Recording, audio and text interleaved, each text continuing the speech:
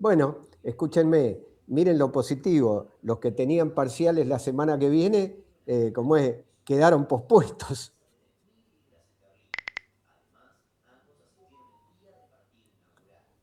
Así que todas las cosas tienen algo de bueno y algo de malo. Siempre es así.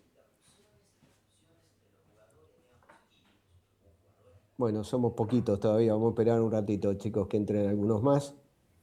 Y vamos a arrancar con la primera unidad que corresponde a la segunda parte de la materia. Estamos hablando de la unidad 10, ¿sí? Porque tengo que fijarme, después tengo que mirar bien el cronograma porque tenemos que ver cómo va a quedar de ajustado el tema, porque el parcial, tal como estamos, lo vamos a tener que pasar para el día 5. Pero de todas maneras, como es, aunque pasemos el parcial para el día 5, ya no podemos perder más clases porque no tenemos más tiempo para terminar la materia.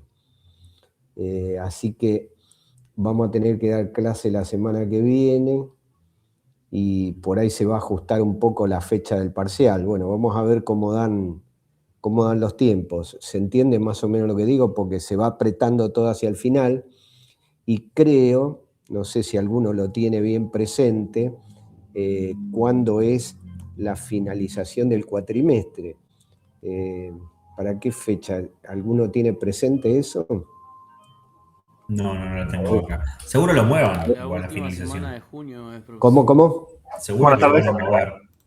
Es la última semana de junio. La última semana de junio, decís vos que es Sí, sí, los la calendarios finalización. están hasta esa fecha. Sería la A ver qué última dice, clase el viernes a ver, 26. a ver qué dice el calendario, primer cuatrimestre, inscripción, primer llamado es en julio, 6 del 7 ya tienen exámenes, o sea, el desarrollo del primer cuatrimestre es desde el día 16 del 3 al 4 del 7. O sea que el 4 del 7 tenemos que tener la nota cerrada. Entonces, a ver, la primera de julio, el 4 del 7, 4 del 7 es un día sábado. O sea que la última alternativa que nosotros tenemos es el día 3. Con lo cual vamos a estar un poco apretados, porque si tomamos el 5 el parcial, por ahí para el primer parcial podríamos dejar para el día 19 el recuperatorio, de manera tal de que tengan, para los que les vaya mal, un poquito más de tiempo con esa que es la parte más larga. El 26 tomar el segundo parcial y el día 3 tomar el recuperatorio del segundo, que seguramente en el segundo, como siempre ha sucedido, es bastante más llevadero y normalmente todos aprueban. Lo voy a mirar bien y después lo discutimos la semana próxima. De todas maneras les digo algo, la semana próxima, que es el día 29, por más que exista paro docente, o sea que no va a haber posibilidad de estar. Hola Rocío, buenas tardes. No va a haber posibilidad de estar en la universidad. Vamos a hacer una clase virtual también, porque si no, no vamos a llegar con los temas de la segunda parte, ¿sí? Perfecto. Así que vamos a tener que acomodar alguna clase virtual para poder terminar con los temas, ¿sí? Bárbaro. Bueno,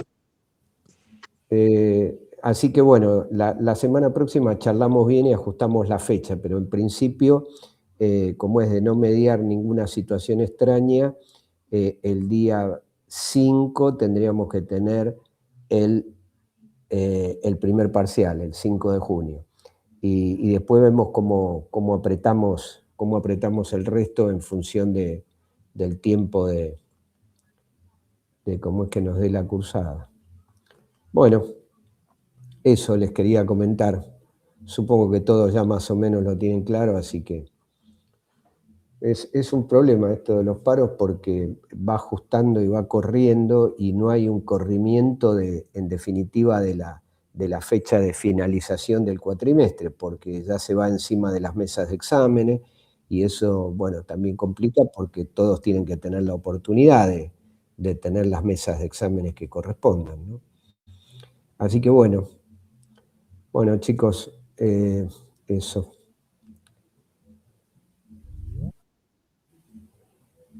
Bueno, Daniela dice que está reiniciando su audio en la computadora porque no le funciona. Bueno, vamos a empezar a arrancar con lo que es esta unidad. Como les digo, esta unidad, que es la unidad 10, es la que arranca con la segunda parte de la materia. La unidad 10 se refiere a lo que es obra pública y obra privada. Es un tema interesante porque todos ustedes como ingenieros, seguramente... Anda esto. Ahí anda, Daniela. Ahora anduvo el audio, ¿eh? Ahora funcionó. Te escuchamos protestar contra el audio. Buenas tardes, Alejandro. Buenas tardes a los que están saludando ahí. A Alan. A Rocío ya la habíamos saludado. Así que bueno, como les decía, el tema de la obra pública y la obra privada es interesante porque en su desarrollo como ingenieros, seguramente en algún momento de sus vidas se van a topar con alguna obra pública en la cual tengan que tener participación, ya sea porque trabajen del Estado o ya sea porque la empresa en la que ustedes estén o a lo mejor el propio emprendimiento de ustedes, necesita participar en alguna licitación de una obra pública. La obra pública es todo tipo de construcción, trabajos, instalaciones, todas las obras que en general va a promover el Estado, siempre con el mismo objetivo que hemos visto en el transcurso de toda la materia respecto del tema legal, con la necesidad de satisfacer a la sociedad, beneficiándola en todos los aspectos en que el Estado puede trabajar. Estos temas de la obra pública son trabajos que van a consistir en ejecutar, en conservar, en reparar o mantener bienes que favorecen el desarrollo de la comunidad. Obviamente que la obra pública se puede realizar en forma directa por parte del Estado con fondos propios y a través de su propia repartición, o de manera indirecta a través de un contrato de concesión o de obra pública. El tema de hacerlo en forma directa, para que más o menos lo entiendan, supónganse que la universidad necesita reparar, construir o adecuar un par de aulas dentro de sus edificios, y entonces utiliza a la gente de infraestructura a la que le va a suministrar los medios necesarios y van a ejecutar el trabajo. Eso sería ejecutar una obra pública en forma directa. ¿Por qué? Porque dijimos que toda obra pública es ejecutar, reparar, desarrollar, o mantener determinados edificios de carácter público. ¿Cuáles son los sujetos de la obra pública? Bueno, acá una de las condiciones esenciales para que esto exista en un contrato es que una de las partes sea el Estado y la otra parte serán uno o más personas que pueden ser de existencia física o pueden ser personas de existencia jurídica, o sea, puede ser una sociedad. Para realizar un contrato de obra pública, las partes tienen que tener la actitud jurídica de poder contratar. En el caso de la parte privada, nosotros ya lo vimos, como es cuando vimos todo el tema de sociedades o en la parte de comercial tratándose de personas. Bueno, tienen que tener capacidad las personas para poder firmar. Si fuera una sociedad, aparte de tener capacidad, quien sea la persona que firme, también debe tener una determinada competencia, ¿sí? A una sociedad anónima, por ejemplo, la obliga el presidente de la empresa, no cualquier persona de la sociedad puede firmar, a menos que tenga un poder delegado, ¿sí?, del directorio de la empresa, asentado debidamente en el libro de actas de asamblea, otorgándole la potestad de poder firmar un determinado contrato. Por el lado del Estado, obviamente la persona que va a firmar tiene la capacidad porque es empleado del Estado, pero debe tener competencia, ¿sí? Debe tener competencia para poder firmar. En el caso, por ejemplo, de la universidad, para que entiendan esto de la competencia, el que puede, como es obligar a la universidad, es únicamente el rector. No puede hacerlo como es el director del Instituto de Ingeniería. No puede obligar en una obra pública a la universidad. Puede también obligarlo hasta un determinado monto el secretario económico financiero, pero eso está definido por el estatuto de la universidad. Pero normalmente todo lo que son obras por parte de la universidad, el que obliga es el rector de la universidad. Este contrato de obra pública se va a regir entonces por el derecho administrativo, ¿sí? Y también hay que tener en cuenta que en el ámbito de la provincia de Buenos Aires vamos a estar hablando de que esto se rige a través de la ley de obras públicas de la provincia.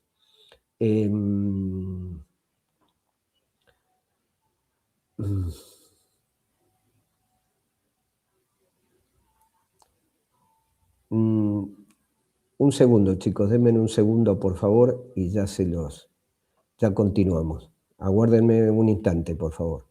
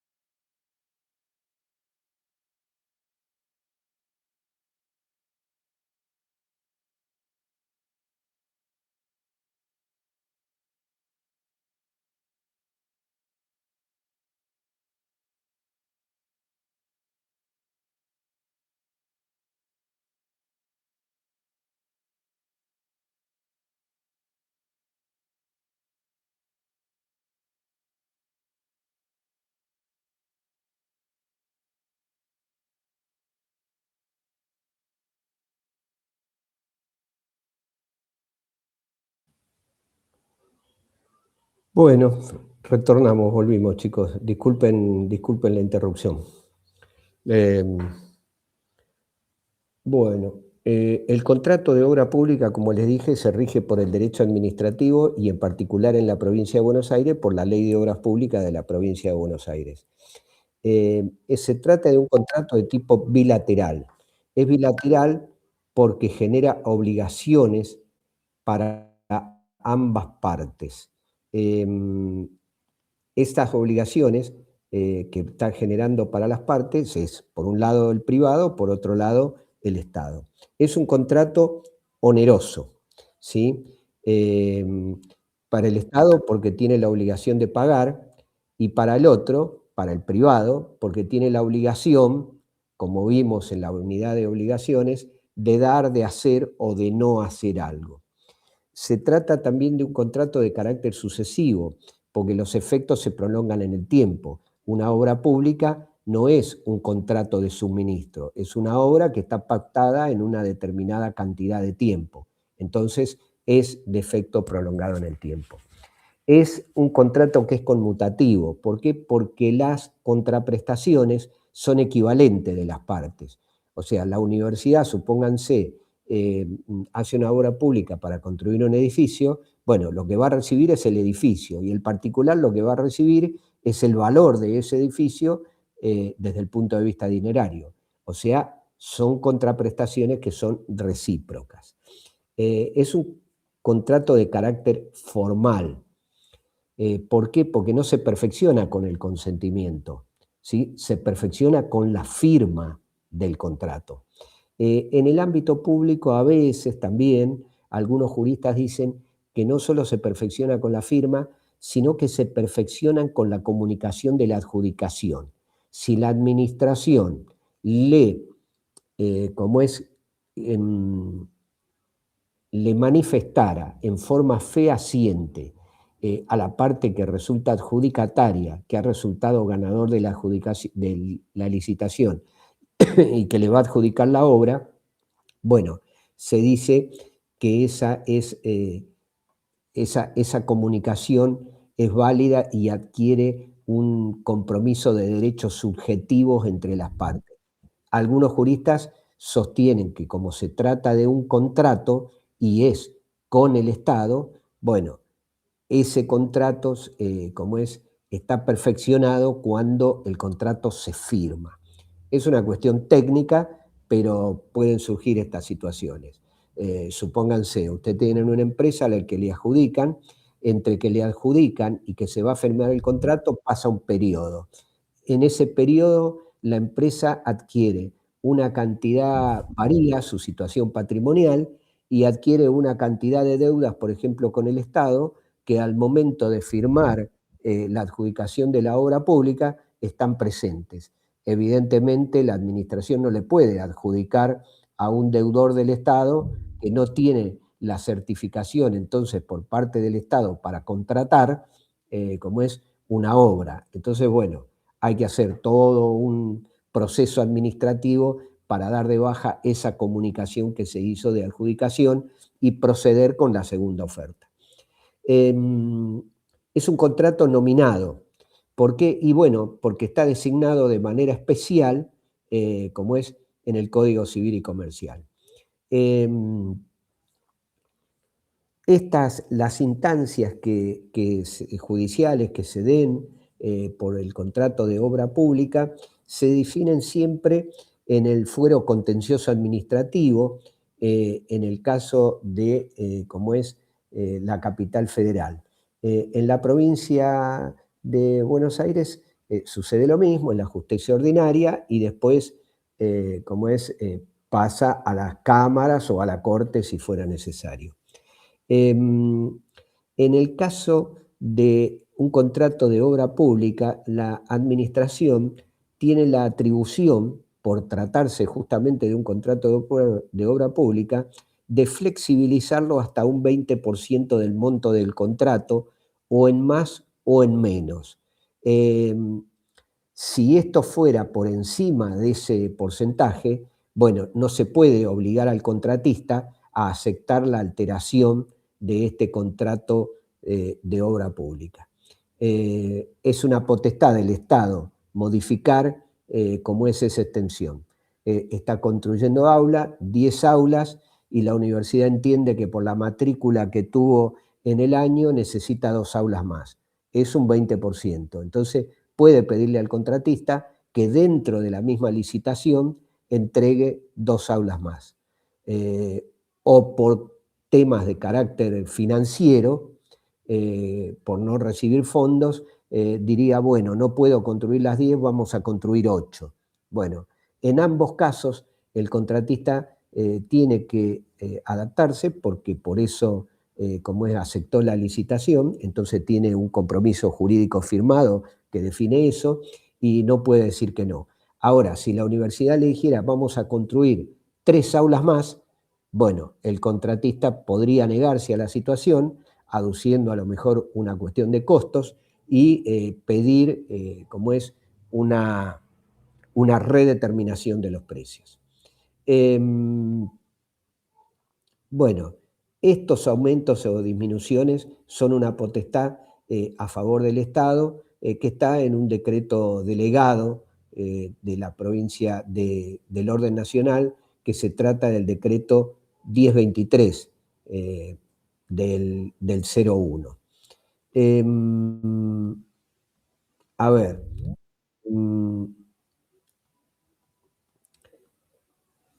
para poder realizar una licitación pública hay que seguir un determinado proceso.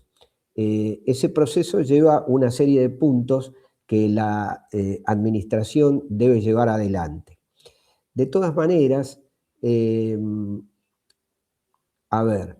entiendan que esto de la obra pública,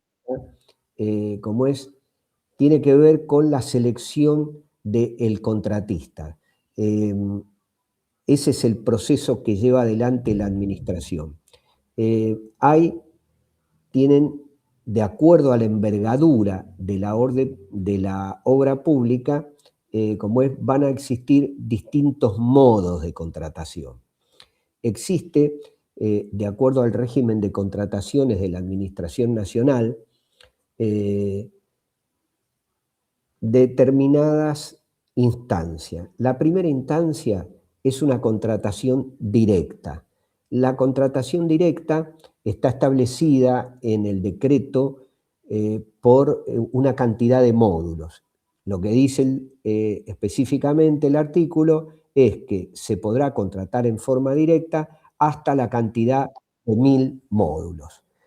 Normalmente la última valorización que tenía esto por parte del Estado era cada módulo vale 3 millones de pesos, ¿sí? Entonces, 1000 módulos son 3.000 millones de pesos que puede contratar en forma directa. Después tenés licitación privada o concurso privado. En ese caso se puede llegar hasta los 5.000 módulos, ¿sí? Entonces, esos 5.000 módulos son los que se van a utilizar para un concurso privado. Y después está la licitación pública, que es de más de 5.000 módulos. Eso dice el artículo. ¿Cuál es la diferencia? Bueno, la contratación directa la decide de por sí la administración. Decide contratar con alguien el suministro, no sé, de resmas de papel. Cuando es licitación privada o concurso privado, lo que dice el procedimiento administrativo es que se debe invitar al menos 3 oferentes, ¿sí? Pero los puede elegir la administración. Puede decir, bueno, voy a llamar a fulano, fulano y fulano a participar en este concurso privado. En el caso de la licitación pública, bueno, es algo que es para todos. Entonces, la administración lo debe publicar, se publica en diarios, se publica en el boletín oficial y puede participar a cualquiera que le interese. La idea de la licitación pública es que llegue a una pluralidad de personas que puedan ofrecer por la licitación. Eso es de acuerdo al régimen de contrataciones del Estado en el orden nacional. De acuerdo a la Ley de Obras Públicas, bueno, hay una definición también, pero está establecida en metros cuadrados que van a ejecutarse. Concurso de precios es hasta 200 metros cuadrados, de 200 a 400 es licitación privada y más de 400 metros cuadrados ya se habla de licitación pública. Ahora bien, cuando arrancamos dijimos que el Estado podía ejecutar una obra pública de distintas maneras. La primera es por administración. Acá la realiza sin hacer ningún contrato, ¿sí? Puede tener relaciones contractuales de compraventa o de alguna locación de servicio porque contrate algún servicio tercerizado, pero es el propio Estado el que la está haciendo, por ejemplo, como les mencioné, a través de la Dirección de Infraestructura de la universidad. Después hay una forma de ejecutar la obra pública que es por ajuste asado absoluto. Esto se fija un precio único e inamovible. Es lo que normalmente ustedes escuchan hablar en algunos lados que dicen llave en mano, ¿sí? Eso es una obra llave en mano, ajuste alzado absoluto. Después está también que puede contratarse por ajuste alzado relativo. Acá se fija un precio, pero se tiene una atención a las fluctuaciones económicas y se introduce el concepto de las variaciones de costo o de mayores costos que permite redeterminar algunos precios. En este caso podría contratarse por precios unitarios. Y acá podría ser por unidad simple, es decir, que el contratista se va a obligar a ir ejecutando unidades de la obra. Y cada unidad termina siendo como una obra independiente. Por ejemplo, si tengo que hacer 10, me comprometo a ir ejecutando de a una. Y le vamos poniendo un valor y vamos redeterminando si hubiera fluctuaciones económicas. O también podría ser por unidad de medida. En este caso, el empresario se está obligando por el total y podría ser, por ejemplo, por metros cuadrados. Y entonces, en función de la fluctuación económica que tuviera el metro cuadrado, podrían existir o no redeterminación de precios. La primera cosa desde el punto de vista del comitente, el comitente es el Estado, es el que encarga la obra. El contratista es quien la ejecuta. El comitente tiene que planificar y tiene que programar la ejecución de la obra a partir de un hecho que le surge la necesidad extraordinaria de la concesión de realizar una determinada obra. A partir de eso, debe planificarla y la debe programar para poder ejecutarla en tiempo y forma y tener el flujo financiero necesario para llevar adelante la obra. Obviamente, cada repartición o administración del Estado tiene una oficina técnica, ¿sí? Que tiene una tarea medio interdisciplinaria, porque tiene que hacer un estudio de factibilidad del proyecto. Obviamente se tiene que confeccionar el pliego de condiciones legales, técnicas y particulares, donde se va a resumir toda la información en forma escrita y gráfica, si resultara necesario. Y obviamente este pliego tiene un carácter técnico y jurídico, ¿sí? Porque describe los trabajos que van a integrar la obra pública, todos los ítems, determina el precio, o sea, se establece un precio, y también se establece la imputación presupuestaria que la administración le va a dar a esa obra.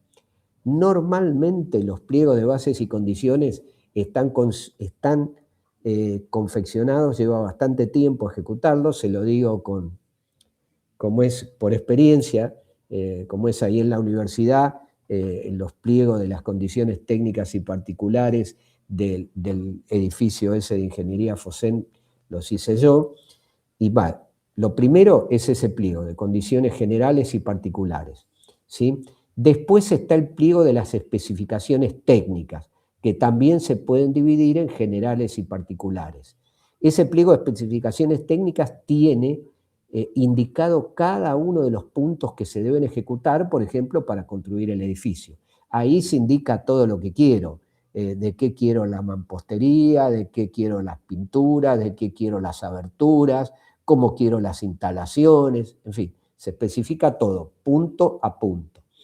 Después hay que hacer una memoria, ¿sí?, del proyecto con el objetivo, la descripción de la obra, el lugar donde se va a emplazar. Obviamente esto tiene que tener una cantidad de cómputos, como es, y esos cómputos deben estar volcados en el pliego con sus totales y sus subtotales. Tienen que estar todos los precios unitarios descritos de cada una de las cosas que se van a poner en el edificio, desde la arena hasta la última llave de luz que se va a colocar. Eso va a determinar después un precio oficial, que es el precio que se va a poner como orientativo al publicar la licitación. Obviamente tienen que estar todos los planos generales del edificio y los planos de detalle para la construcción. También se propone un plan de trabajo para ejecutarlo, o sea, el tiempo y cómo se va a desarrollar, y un plan de inversiones. O sea, el plan de trabajo contiene el avance físico de la obra y el plan de inversiones contiene la necesidad financiera de la obra en concordancia con ese plan de avance físico.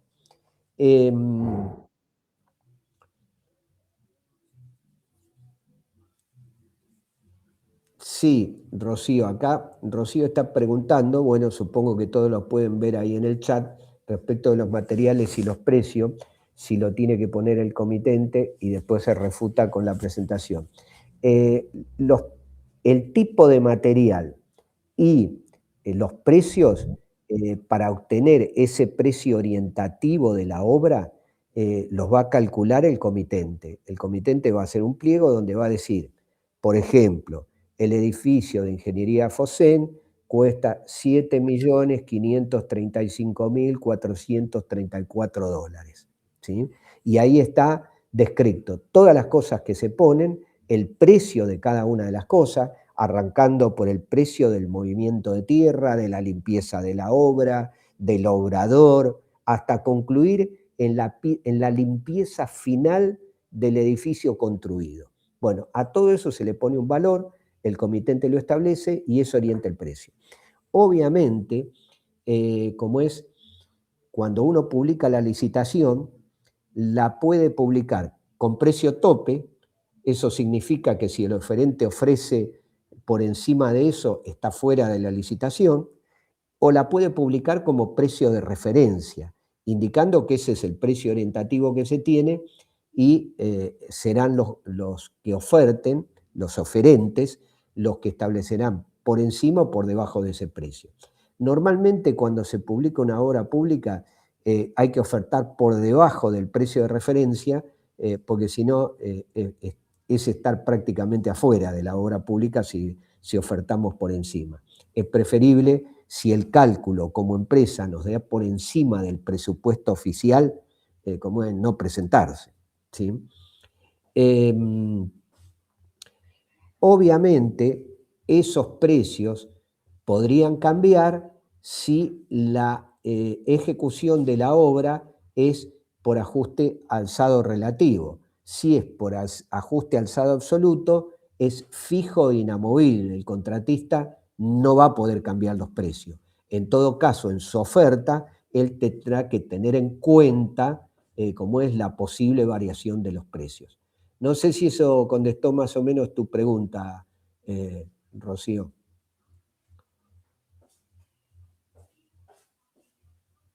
Bueno. De todas formas, referido a este tema también, el contratista, cuando se le adjudica la obra, él tiene que hacer también el replanteo técnico de la obra y va a calcular todo nuevamente y va a establecer el plan de trabajo definitivo y el plan de trabajo de inversión definitivo. ¿Por qué lo tiene que hacer nuevamente? Porque él recibió un pliego de especificaciones donde hay una memoria descriptiva del edificio que se va a construir, pero no tiene por qué darlo por hecho. O sea, es responsabilidad del contratista volver a revisar todos los cálculos de precio, la estructura del edificio, tiene que revisar absolutamente todo, porque a partir de que él firma el contrato, él es el responsable de la obra. Si la obra tiene algún problema, es él el que está asumiendo la responsabilidad. Esto es un poco como cuando les dije, la firma no se presta, porque si ustedes prestan la firma, van a tener que calcular todo, porque si quieren ayudar a un amigo, bueno, van a tener que ustedes rever todo el proyecto, ¿sí? Porque son ustedes los que van a firmar. Bueno, lo mismo le pasa al contratista. El contratista recibió una memoria y recibió planos de detalle para ejecutar la obra. Pero él tiene que corroborar que están bien, que no hay ninguna falla en eso y en todo caso hacer las correcciones que correspondan si así lo cree conveniente.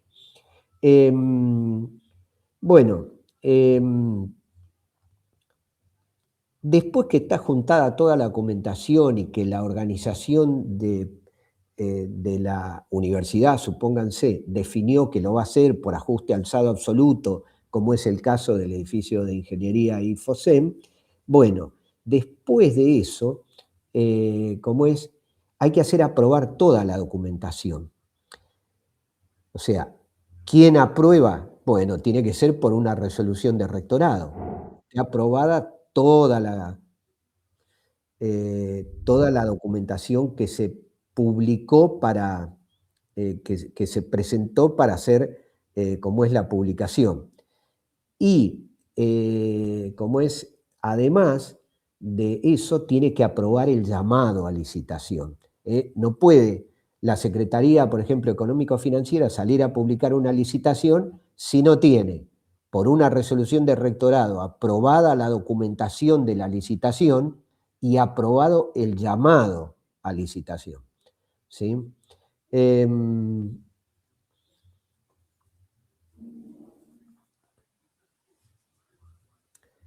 Bueno, sí, Rocío, es efectivamente eso que vos decís, es cierto. Acá Rocío está diciendo que ella armaba contratos en su trabajo anterior y que normalmente los contratistas lo que varían no son los precios, sino que cambian la cantidad de mano de obra, lo que en definitiva termina variando el precio.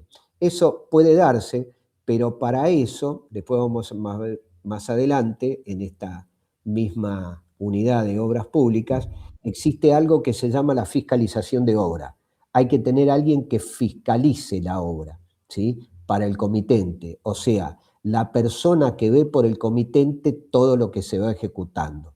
Ahora vamos a ver, hay unos libros por los cuales se comunican comitente y contratista para que quede todo debidamente asentado y que pasan a formar parte integrante del contrato de obra pública que se hizo.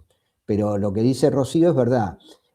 ¿Por qué? Porque el contratista siempre está buscando ganar más dinero, siempre trata de presentar algo que es un imponderable, algo que es un imprevisto, algo que surgió, una redeterminación, o sea, siempre buscan la forma de mejorar su posición y de tener más redituo económico. Dependerá de la administración permitirlo o no.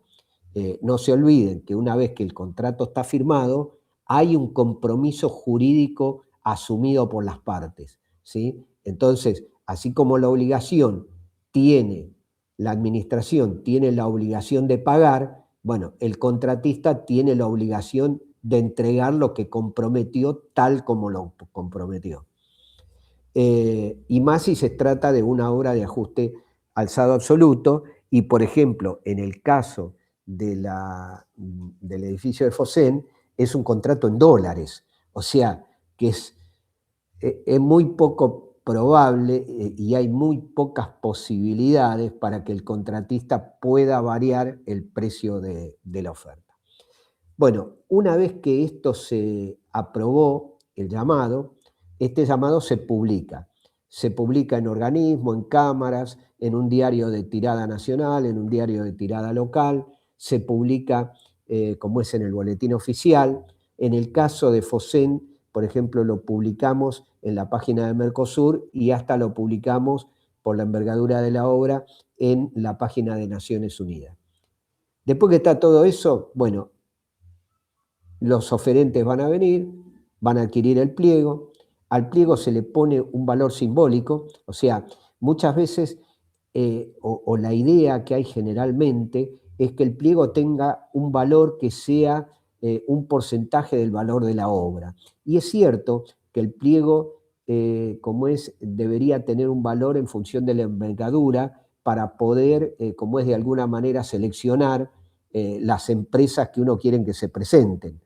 Ahora, también otra parte del andamiaje jurídico dice que el precio del pliego debería ser el precio del valor de su reproducción. O sea, ¿qué me costó el proyecto ejecutivo? ¿Qué me cuesta, duplicar eso? ¿Sí? Y ese debería ser el valor del pliego, no más que eso. ¿Para qué? Bueno, para permitir una mayor competencia. Bueno, esa, por ejemplo, es la postura que tiene la unidad técnica de Mercosur, que financia, como es el proyecto del Fosén. Que el valor sea un valor que permita que la mayor cantidad de oferentes se presente, ¿sí? Después, obviamente, en los pliegos hay que poner determinadas cosas que no permitan oferta alternativa, que no me ofrezcan algo parecido. Dale, Campos, no hay problema. Ahí lo tenemos viajando al compañero y dice que cuando llegue a la casa se vuelve a conectar. ¿Qué quiero decir con esto? Que no permitamos que existan ofertas alternativas. ¿Por qué? Porque la oferta alternativa dificulta para la comisión evaluadora la decisión respecto de a quién elegir. Porque si uno me está ofreciendo, no sé, un cerámico esmaltado en el piso y otro me ofrece porcelanato, bueno, hay un valor distinto. Entonces ya tengo que elegir por otra circunstancia que no es el precio.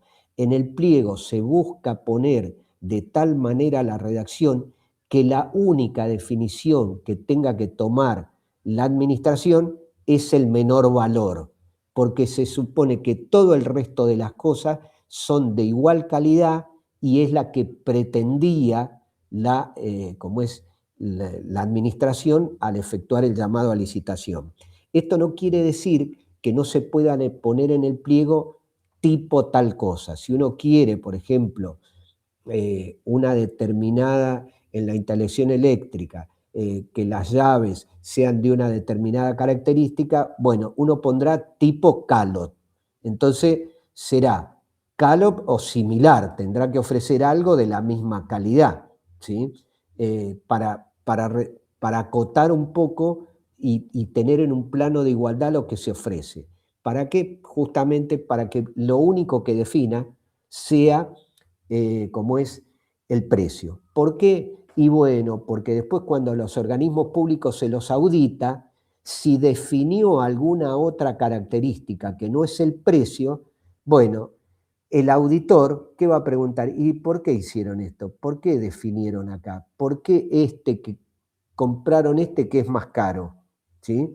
Compro una resma de papel, 75 gramos, pero pagué una más cara porque el otro me ofreció 80. No, yo tengo que poner un gramaje y dejo ese precio, punto. Y me adapto a eso. Ahora, si el que quiere entregar en lugar de 75 entregó 80, macanudo, problema de él y de sus costos. Ahora, si entrega 70, bueno, está incumpliendo el contrato. ¿Me explico? Hay que definir por igualdad de precios y de calidades. Bueno, una vez que ofertaron, se hace lo que se llama el acto licitatorio, que es un momento en el cual se abren los sobres. Los sobres se presentan en una determinada hora y fecha y, se abren a una determinada hora y fecha. Eso está pautado en el pliego de especificaciones particulares de la obra que se está licitando. Normalmente lo que se hace es que entreguen el pliego con poca diferencia horaria respecto de la apertura del sobre. ¿Por qué? Porque si yo hago entregar el pliego una semana antes, el pliego está una semana dando vueltas en la administración. Y eso puede ser motivo de alguna suspicacia por parte de alguien. Entonces, hay que programar, entregan los pliegos a las 10 de la mañana, el acto de apertura de los sobres es a las 11:30. Entonces no hay ninguna forma de que nadie pueda objetar nada. Siempre tienen que pensar en la mayor transparencia de la situación para que no existan después inconvenientes. En ese acto de apertura, lo único que se hace por parte de la administración es abrir el sobre de la oferta, no se va a analizar nada de la parte técnica que ofrecieron, lo único que se va a sentar es, fulano de tal ofreció tanta plata y presentó la garantía de cumplimiento de oferta por tal dinero. Punto. ¿Sí? Es lo único que se pone. Obviamente, cuando se hace eso, se los asienta a todos y a todos se le posibilita en ese instante la posibilidad de mirar la oferta de los otros. ¿Sí? Entonces, ¿para qué? Y bueno, para que puedan, si detectan algo, hacer su descargo o realizar una observación. Supónganse, una empresa presenta una póliza de caución por un valor inferior al monto de la garantía de cumplimiento de oferta. Bueno, la otra parte puede observar, dejen asentado que tal póliza de caución es por un valor inferior a lo que pide el pliego. Bueno, eso es motivo. Hay después temas que son insalvables y hay temas que son salvables, ¿sí? Entonces, la comisión evaluadora lo determina y podrá descartar la oferta o no, podrá pedirle, supónganse que en la suma de todos los materiales que se hizo la oferta, donde están todos los ítems, como le dije, hay un error material en la suma. Eso es un error salvable, es un error material. Alguien metió mal los dedos y calculó mal. La cuenta dio mal. ¿Me explicó? Es un error salvable. La garantía de cumplimiento de oferta es por debajo, es un error insalvable, no se puede salvar. No hay forma, ¿sí? O, por ejemplo, la oferta no está firmada. No está firmada, falta la firma. Y aunque a ustedes les parezca mentira, pasa, ¿sí? En la presentación de la oferta, no solo se presenta una hoja con la oferta, que ya en el mismo pliego se pone cómo se quiere que se presente la oferta, la estructura de cómo presentar la oferta, pero también deben presentar una copia de todo el pliego firmado por quien tiene la obligación, por quien tiene la capacidad de obligar al contratista. Tiene que estar firmado, porque es un documento legal. Si no está firmado, ¿quién lo hizo? Si no está el poder que acredite que esa persona puede firmar, ¿sí? Bueno, esos errores no se pueden cometer en una licitación porque son motivo de impugnación por parte de los otros y de descartar la oferta. Después que está todo esto y que se hizo ese acto de apertura, se hicieron esas observaciones y todo, la oficina que está haciendo el llamado a licitación, lo que hace es entregarle eso a una comisión evaluadora. La comisión evaluadora tiene un carácter técnico y económico y va a mirar las ofertas de todos los que se presentaron. Y va a hacer un orden de mérito, ¿sí? No va a decir, este es el que adjudica, no, simplemente pone un orden de mérito. Dice, pone un ranking, y dice, fulano de tal, primer orden, segundo, tercero, cuarto, ese es el orden de mérito de la apertura. Eso, una vez que está el dictamen de la comisión evaluadora, hay un informe de preadjudicación, o sea, el que fue el primero en el orden de mérito, de alguna manera tiene, esa posibilidad de que se le comunique que él es el primero que está en el orden de mérito. Pero eso se le comunica a todos y hay que publicarlo. ¿Para qué? Y porque los otros, ante ese orden de mérito, y visto el dictamen de la comisión evaluadora que se debe publicar, pueden presentar impugnaciones, ¿sí? Bueno, esa misma comisión evaluadora deberá resolver las impugnaciones, ¿sí? Y una vez que esas impugnaciones estén resueltas, recién ahí se puede adjudicar, hacer el acto de adjudicar. Ahí se le comunica fehacientemente que ha resultado adjudicatario y se le establece una fecha y hora para la firma del contrato y se le indica la documentación que debe traer para ese día en la firma del contrato, ¿sí? Ese día, por ejemplo, va a tener que sustituir la garantía de oferta por la garantía de cumplimiento de contrato, ¿sí? Que obviamente tienen montos distintos, ¿no? Después de eso, el contratista hace el estudio del plan de trabajo, hace su propuesta, y una vez que hace su propuesta, el comitente debe hacer la aprobación de ese plan de trabajo definitivo. Una vez que eso está definido, se hace un acta de entrega del predio a la empresa y un acta de orden de inicio de obra, ¿sí? Y a partir de ahí se arranca con la obra. Todo eso que les comenté por parte del contratista, por parte del comitente.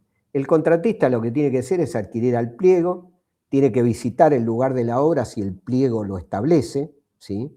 Normalmente se establece para una obra de construcción un horario y visita, y tiene que haber un acta de la visita y debe quedar firmada y debe estar incorporada al expediente, ¿sí?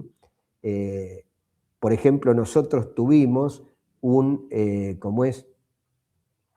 una presentación de la empresa que en principio había tomado la adjudicación del edificio de ingeniería, porque nos querían meter un adicional por el corrimiento de unas redes.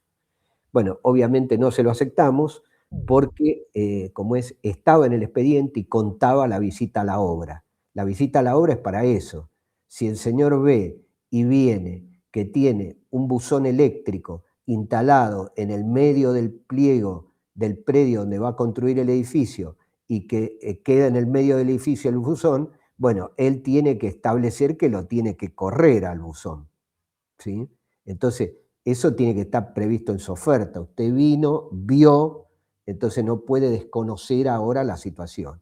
Distinto es si me encuentro con algo que efectivamente no estaba previsto, ¿no? O algo que estaba oculto, ¿sí?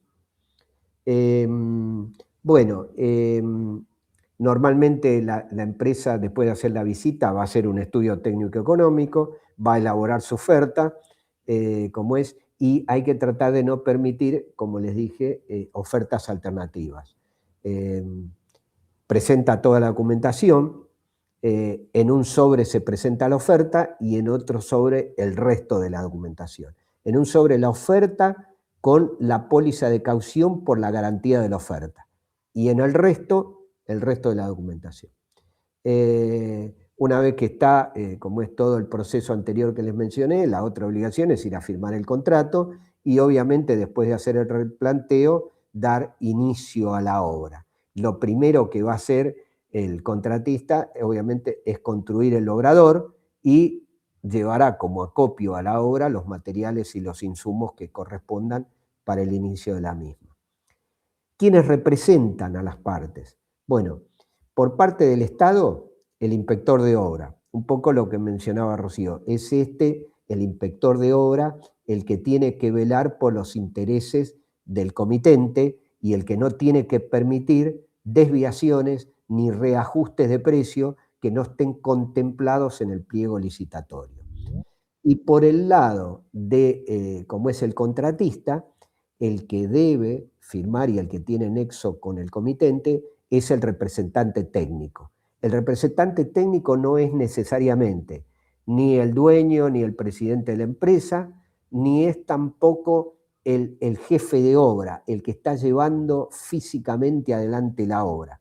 Es alguien que representa a la empresa, que tiene la atribución para firmar, y es el que va a firmar todos los replanteos y todas las órdenes de servicio y todas las comunicaciones entre contratista y comitente.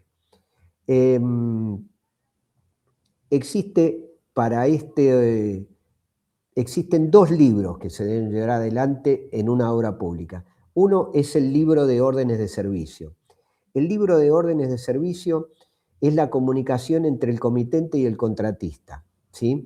Eso que va a escribir en ese libro lo va a escribir el inspector de obra, quien es el que mira por el comitente, ¿sí?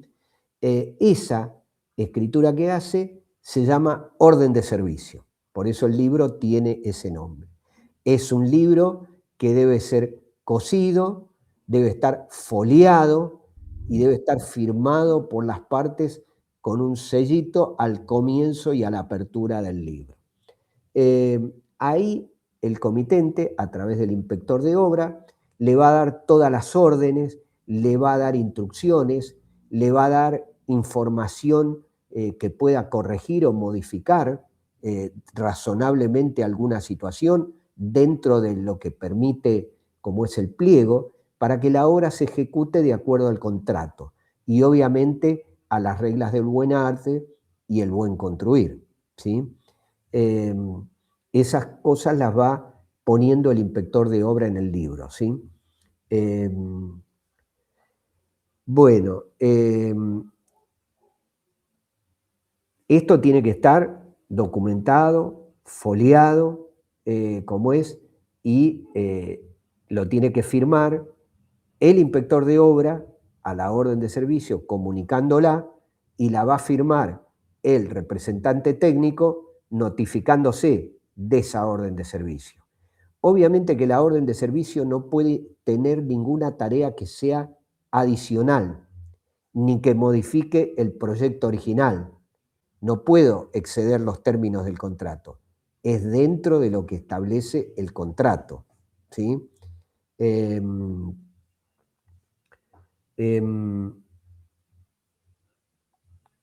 Todas estas órdenes de servicio que se escriben en este libro forman parte del contrato. Así como les dije que los pliegos, por eso el contratista los tiene que presentar firmados en su oferta, forman parte del contrato.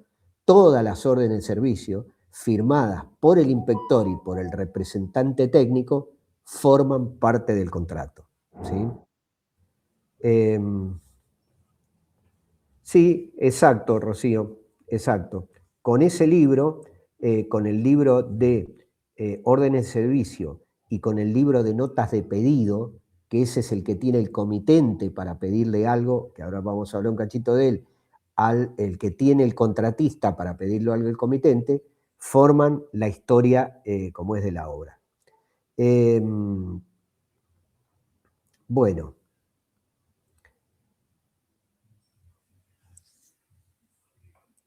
¿Qué más? Normalmente, como es cuando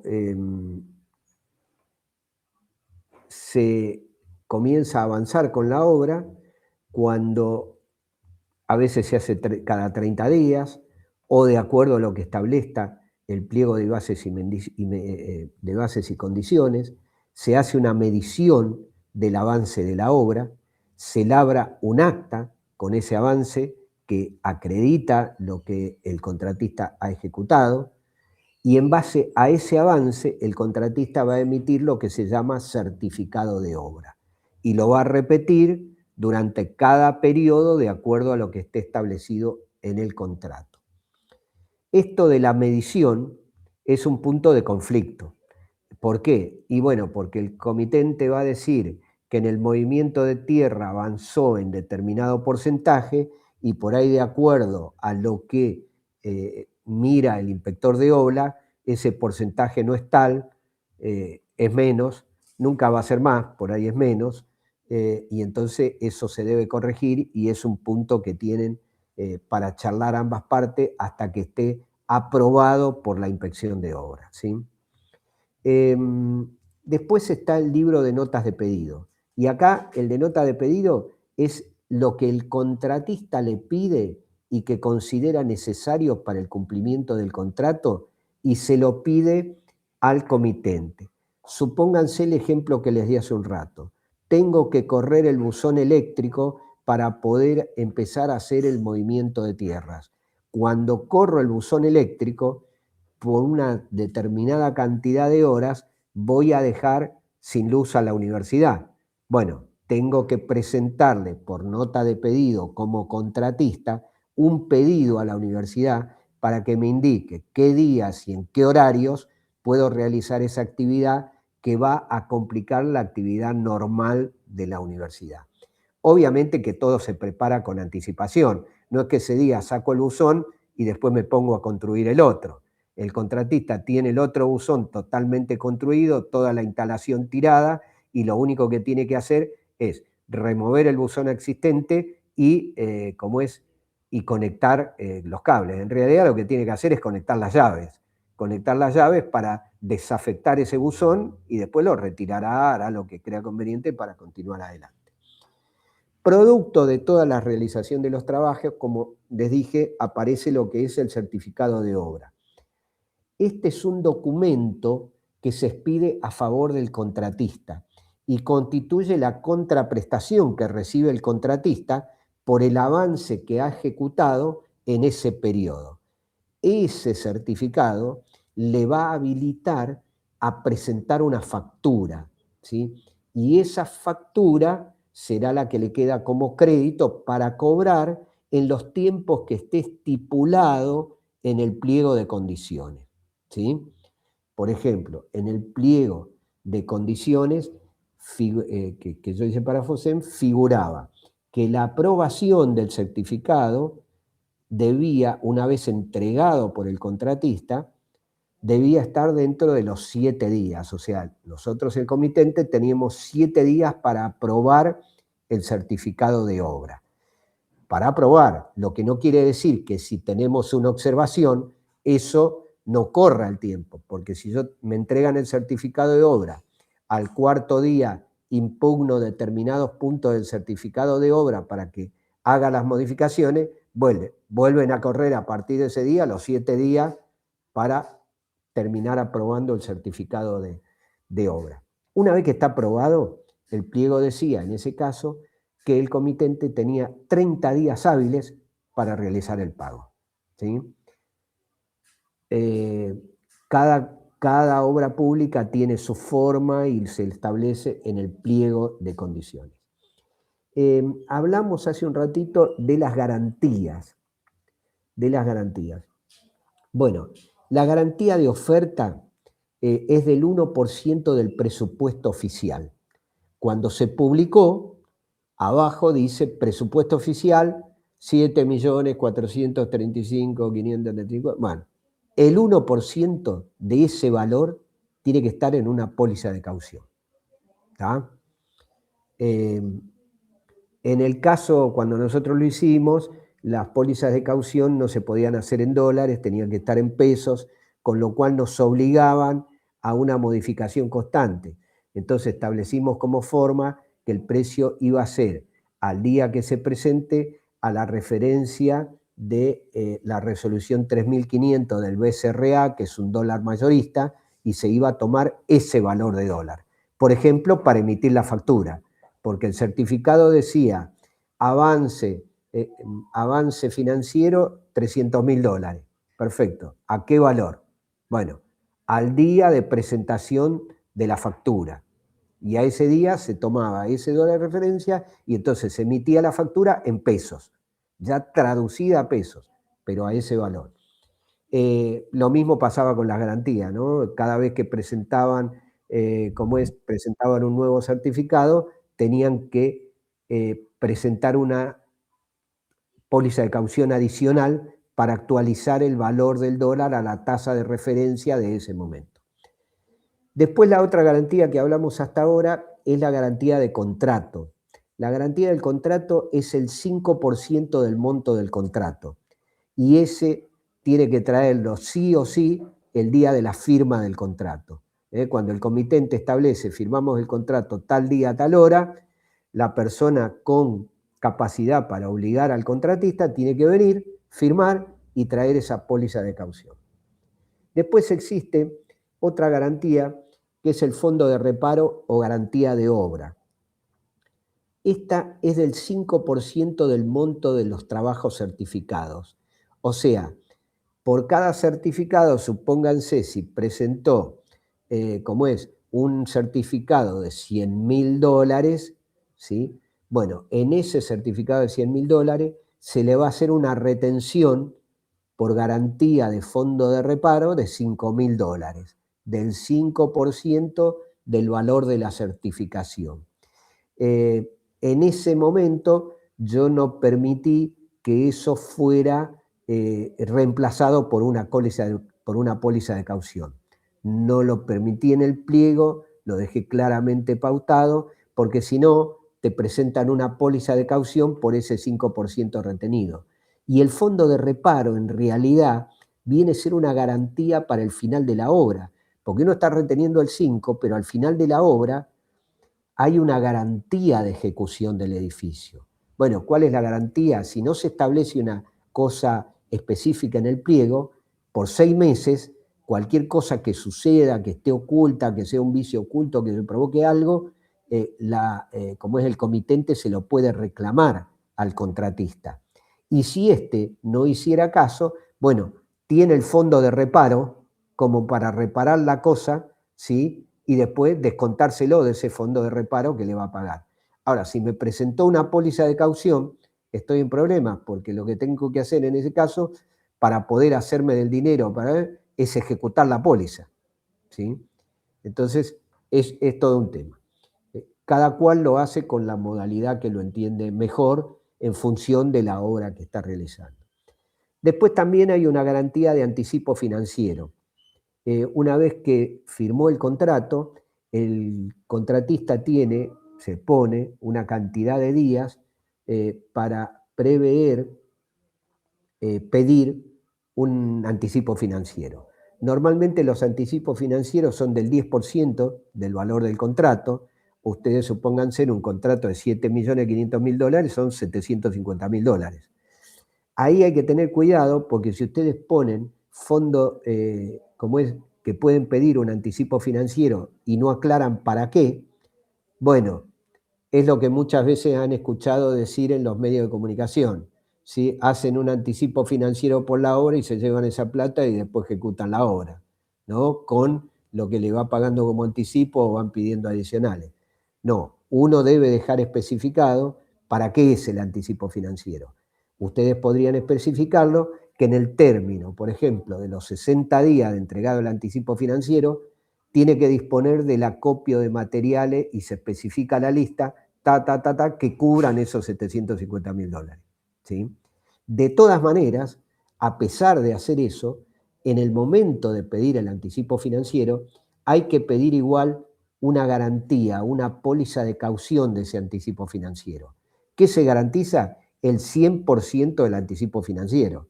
Si pidió $750.000, se garantiza con una póliza de caución $750.000. Si no cumple, bueno, el comité tiene derecho a ejecutar esa póliza de caución. ¿Sí?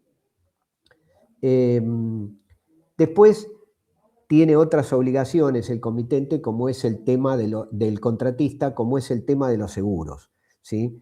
Eso tiene que verificarlo bien el inspector de obra, porque tiene que estar todo el personal que está dentro de la obra, tanto técnico como administrativo, como obrero, debe tener seguro. ¿Sí? Debe tener seguro contra toda clase de accidente, debe tener seguro contra responsabilidades civiles, ¿sí? El seguro debe tener vigencia durante el periodo contractual de la obra, más las prórrogas que surgieran en el tiempo de ejecución, si esto así sucediera, ¿sí? Y también hay que exigir, porque normalmente el contratista también tiene subcontratistas, ¿sí? Por ejemplo, una empresa constructora por ahí hace toda la parte, digamos, de estructura, pero por ahí no hace las instalaciones y subcontrata con otra empresa el armado de las instalaciones. ¿Sí? Cuando decimos instalaciones nos estamos refiriendo a red pluvial, cloacal, de agua, como eléctrica, no sé, a todo tipo de redes de internet, a todo tipo de redes que se instalen en el edificio. Bueno, responsabilidad. El contratista es responsable, como vimos en la parte de derecho civil, por ruinas, por vicios ocultos y por trabajos defectuosos. ¿Sí? Obviamente, si actúa con negligencia, imprudencia, omisión por parte de los empleados obreros, puede ser que se le apliquen multas, ¿sí? Por infringir determinadas leyes, reglamentos u ordenanzas. O se tiene que hacer cargo de un trabajo mal realizado. Supónganse, cuando estaban haciendo el corrimiento de las redes ahí en el edificio de ingeniería, un día cortaron un cable de fibra óptica de la universidad. Bueno, se tienen que hacer cargo, ¿sí? Su inoperancia, su negligencia, su impericia de no prever esa situación obliga a que se hagan responsables. Obviamente esto es desde que se inicia la obra hasta que termina la obra, ¿sí?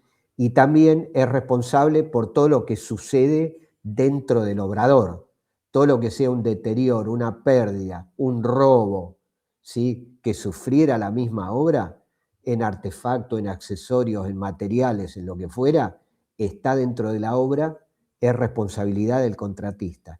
Por eso, como les dije al comienzo, cuando se inicia la obra, se le hace un acta de entrega del predio, ¿sí? Esa acta de entrega es la que lo pone bajo la responsabilidad de tener que hacerse cargo de todo lo que suceda dentro del predio, ¿sí? Bueno, ¿qué más? Demoras. Bueno, el contratista no puede suspender los trabajos injustificadamente. Obviamente, supónganse, son días de lluvia. Bueno, es posible cuando se está en la etapa previa de construcción, haciendo las bases, es posible que no se pueda trabajar los días de lluvia. Bueno, eso deben quedar debidamente asentados, el inspector de obra debe ir registrándolos, porque se sorprenderían de la cantidad de días hábiles que suman el tema de las lluvias, ¿sí? Piensen que es una obra de ejecución continuada y que se cumple en un plazo de un edificio mínimo 18, 24, 36 meses. Bueno, la cantidad de días de lluvia se sorprenderían de los números que da. Obviamente, si lo suspende al trabajo injustificadamente, sin tener ninguna razón, bueno, el inspector de obra le puede aplicar una multa. También por las demoras en la ejecución, en la terminación, también pueden ser plausibles de multa y de sanciones, excepto que éstas estén justificadas, que lo presente el contratista por el libro de nota de pedido y que la repartición lo acepte, las apruebe, diga, está bien, estoy de acuerdo. Bueno, ¿cómo podría darse, tratándose de un contrato, este tema que muchas veces, hemos visto que es la rescisión? Ya habíamos hablado que los contratos se pueden rescindir. Bueno, desde el punto de vista de la repartición, yo puedo rescindir el contrato por la presentación en convocatoria de acreedores o quiebra del contratista. ¿Qué fue lo que sucedió en la primera etapa del edificio de Ingeniería Fosén? Un día abandonó la obra, obviamente lo comunicamos por orden de servicio, lo intimamos fehacientemente, intimamos por carta documento, lo combinamos a continuar, se le aplicaron multas por todos esos días que detuvo la obra, hasta que se llegó al punto de aplicar tantas multas, para que tengan idea, las multas que se aplicaron en ese momento, dado, porque eso también debe estar previsto en el pliego, por qué se aplican multas y cómo se calculan esas multas, ¿sí? Para que eso dé un monto. En ese momento creo que dio como $300.000 el tema de la cantidad de multas que tenía la empresa. Si esto no se cumple, obviamente, y el contratista va a la quiebra, la repartición puede rescindir el contrato. Si la empresa fuera una empresa de carácter unipersonal, en función del tamaño de la obra, también podría rescindirlo, porque esto es por incapacidad o por muerte del contratista. Si existen reiteradas violaciones al contrato y que éstas estén debidamente comunicadas en el libro de órdenes de servicio, ¿sí? Le pido asiento, asiento. Es como cuando iban a la secundaria y le ponían una amonestación, 2 amonestaciones, bueno, es lo mismo, ¿eh? Se va poniendo. Si esto se reitera muchas veces, el comitente puede rescindir. Podría también rescindir por demora en la entrega de la obra sin que exista una causa justificada, por abandono de la obra o el cese de los trabajos, si viola las leyes de trabajo. Reiteradamente le pedimos, cada vez que presente el certificado, que presente como es la ART de los empleados, y no la presenta nunca, ¿sí? Bueno, se puede rescindir. Y también podría rescindirse cuando la suma de todas las multas que se le han aplicado en el periodo de ejecución de la obra supere el 15% del monto del contrato. ¿Cuándo podría rescindirse desde el punto de vista del contratista? Bueno, si el comitente, supónganse por una cuestión de disponibilidad financiera, le suspende la ejecución de la obra por más de 3 meses, ¿sí? También si existiera una disminución en el ritmo de la obra en más del 50% durante 4 meses. O sea, si el comitente le dice, bueno, en este mes pausá la ejecución porque todavía no tengo la partida presupuestaria, te puedo pagar un 50% de lo que estaba previsto, pausá la ejecución. Si eso sucede en más de 4 meses consecutivos, el contratista puede pedir la rescisión del contrato. También podría pedirlo si se demoran la emisión de los certificados, la aprobación de los certificados por un tiempo superior a los 3 meses. También podría darse la rescisión por mutuo acuerdo, ¿sí? Por caso fortuito, fuerza mayor, que interrumpe el contrato, no se hace posible para ninguna de las partes, entonces de mutuo acuerdo resuelven rescindirlo. Bueno, como ya les dije, en el caso de la función del ingeniero en la obra pública, bueno, una podría ser la de inspector de obra, o sea, representar al Estado, hay que tener pleno conocimiento del proyecto, de toda la documentación técnico-legal, y la función es controlar y defender los intereses del comitente, o sea, controlando y fiscalizando al contratista durante toda la ejecución de la obra.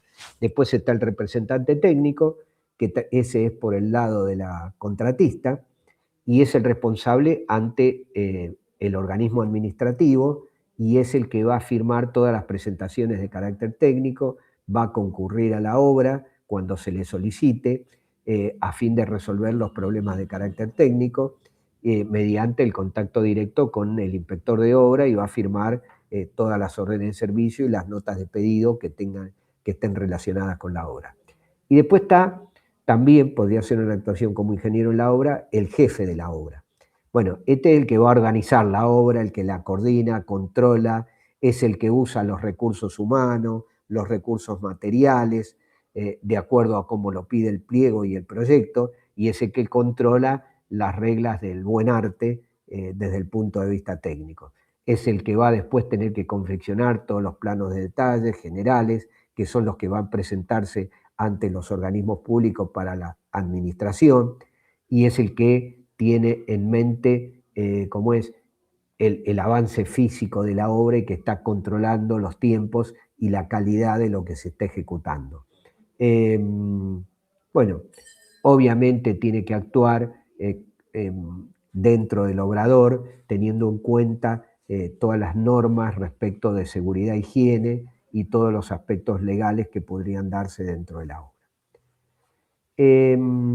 Respecto del punto de vista de la obra privada, sigue siendo una locación de obra, pero es lo mismo que hemos visto para la obra pública, con la diferencia de acá son dos particulares, una persona y una empresa que se dedica a construir, o una empresa o dos, como es personas jurídicas, que resuelven realizar una obra. Los requisitos siguen siendo los mismos: capacidad, consentimiento, objeto lícito y posible, causa lícita de lo que estamos construyendo. La obra es la prestación que se está exigiendo. Normalmente entre particulares se pauta obra llave en mano, se define un precio de la obra, se establece un costo, se establece cómo la vamos a pagar, si por ajuste alzado o por unidad de medida, y si existieran adicionales, bueno, se dejará salvado que tienen que tener, como es, la aprobación por parte de la persona del comitente que está llevando adelante la obra. Sí, Rocío, exactamente. Contrato de obra privada es exactamente lo mismo que obra pública, es el mismo tipo de contrato, con la diferencia de que acá son dos privados, personas físicas o personas jurídicas. Acá cambian un poquito. Las personas Sí, escucho. que ¿Quién habla? Rocío. Sí, Rocío, decime. No, que le quería decir que todas las personas que inspeccionan todos los puestos que acaba de mencionar son exactamente iguales en un privado. Yo trabajaba haciendo contratos y todo lo que estaba diciendo, me acuerdo que existía una persona para cada uno de los puntos para verificar las partes. Son exactamente iguales. La única diferencia que puede darse, Rocío, arranca en la primera parte, que en la primera parte dijimos en la obra pública que era la administración, que tendrá su organización técnico-administrativa para para diagramar el proyecto ejecutivo para llevar adelante la obra. En este caso, el comitente va a ser el dueño de la obra, física o jurídica, y va a ver un proyectista, o sea, un profesional que va a hacer ese proyecto técnico, ese legajo técnico para ejecutar la obra. Después, en la obra, como ustedes ven en los carteles cuando se ve una obra, habrá un director técnico, que es el que hace la suerte de representante técnico, y habrá una empresa que es la constructora, el que construye, ¿sí? O sea, no hay más que eso, ¿sí? Todo lo demás es exactamente igual a como lo manifiesta Rocío, con la salvedad que en el ámbito privado no existe esa posibilidad de flexibilización del 20% del contrato que les mencioné al comienzo. Eso es una potestad únicamente de la administración pública, ¿sí? Entre privados no. Entre privados, como vimos en la parte de contratos, el contrato es una ley para las partes y se regirá de acuerdo a todo lo que dice el contrato. Bueno, chicos. Sí, para la licitación de servicios. Claro. Estoy escuchando, es exactamente igual, porque en mi trabajo anterior hacíamos obras y también servicios. Y sí, es igual. Es igual, Rocío. Está perfecto lo que decís. Por eso dije al comienzo, es para ejecutar, modificar, reparar. La obra pública abarca todo eso, ¿sí? Hacemos un edificio nuevo, reparamos uno existente, pintamos, arreglamos techos, ¿sí? Por ejemplo, o modificamos. También. Sí, Rocío. No, le decía que los servicios, por ejemplo, puede ser la habilitación de caminos. También sí. Tiene un inspector, tiene una persona que está controlando todo el tiempo, también se arman pliegos. Sí, por supuesto. Por supuesto, Rocío, por supuesto. Como es la manera de controlarlo desde el punto de vista legal. Muy bueno, Rocío, tu aporte, porque como estuviste trabajando en el tema y está bueno como es lo que uno va adquiriendo como experiencia, porque los detalles, las pequeñas cosas, las que hay que tener en cuenta, las que hay que puntualizar, los vicios que tienen los contratistas, la gente que va a ejecutar, de alguna manera uno los va conociendo con la experiencia, ¿sí? Así que bueno, chicos, esto es lo que hace a la unidad 10, que después se las voy a dejar subida al campus. Esta unidad no va a entrar en el primer parcial, es hasta lo que vimos en la clase pasada, y bueno, vamos a diagramar todo bien como para ver cómo van las fechas sucesivas, por ahí vamos a tener que ajustar un poco, pero no va a ser demasiado problemático para ustedes. Pongan por favor el presente acá en el chat, así después lo dejo asentado, y no me queda más que desearles un buen 25 de mayo, ya que tenemos un día patrio, y que pasen un buen fin de semana largo. Si alguno quiere hacer alguna pregunta de esto antes de cerrar como es la clase, escucho, bienvenida sea. Y si no, quiere decir que entendieron todo.